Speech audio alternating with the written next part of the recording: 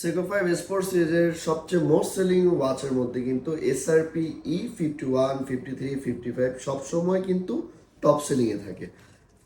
Restock করেছি, এখন তিনটা কালারই কিন্তু আমাদের কাছে অ্যাভেলেবেল আছে। একটা হচ্ছে ব্লু, একটা ব্ল্যাক, একটা গ্রে। অনেক কোয়ারি এসেছিল যে এটা রিস্টক করলে যাতে আপনাদেরকে জানানো হয়, সো ভিডিওর মাধ্যমে আপনাদেরকে জানিয়ে দিচ্ছি। এই তিনটা প্রোডাক্টই কিন্তু আমাদের কাছে দুইটা দুইটা করে চলে এসছে।